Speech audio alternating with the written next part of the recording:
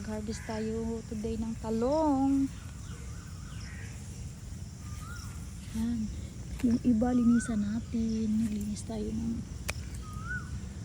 ating tanim na talong. Yan. Linisan natin sila.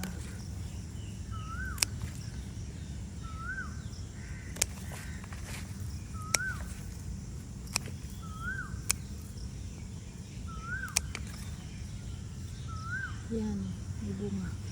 At dito. Harvest and linis. Harvest natin yung iba. Ay, yung iba, linisan natin yung ibang talong. Yan, para lagi, lalong lumago ang kanilang puno. At madaming talong. Maraming bunga. Ating talong. Ayan, hindi siya naalagaan. Pag nasa bakasyon tayo. Kasi ang nag-aalaga, titignan lang naman at diligan. Yun lang.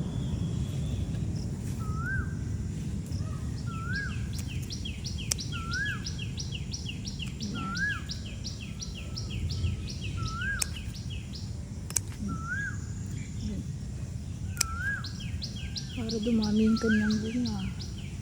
Ang galing yan, oh. Ang galing yung mga dry na dahon. Para makikita yung kanyang bunga.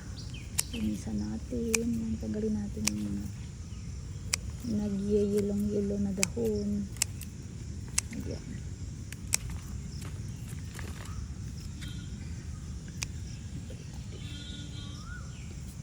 Ayan.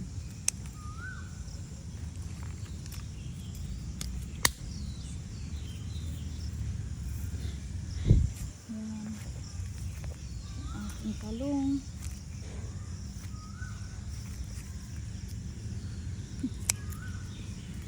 Yan, isa-isa lang yung bunga niya. Kasi hindi siya naalagaan.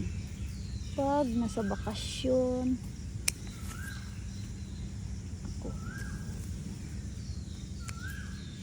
diligan lang naman yan siya. Yan, tama na. Yan sila sila marunong mag-alaga ng ayos. Para lalo siya tagal natin. Tagal natin. Diyan may bunga na yung jalapenos na chili ko. Ayan. Ayan. Ayan. May bunga na rin yung jalapenos. Ayan. Kaso maliit pa sila.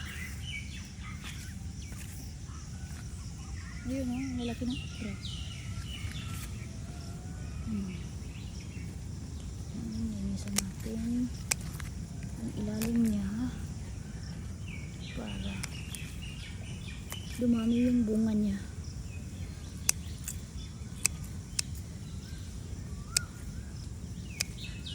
Kasi umulan today, ayun, maraming lamok. Ayan.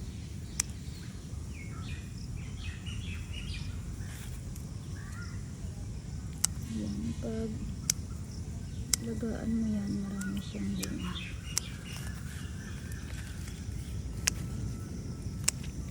Puro lang kasi dilig yung nag-aalaga. Hindi tinitignan. Basta lang, kadilig. Okay na.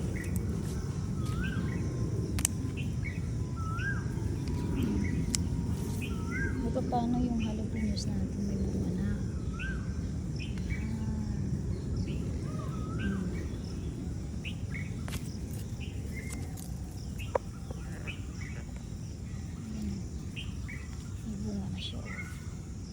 Kaso kaunti kasi hindi sila nadiligan ng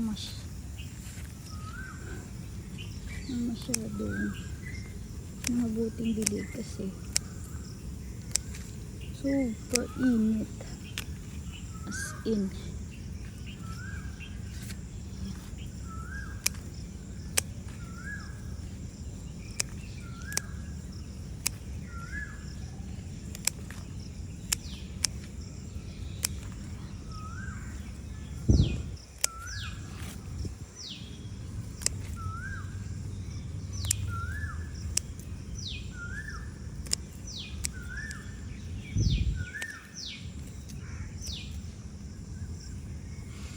Yan, malinis na sila.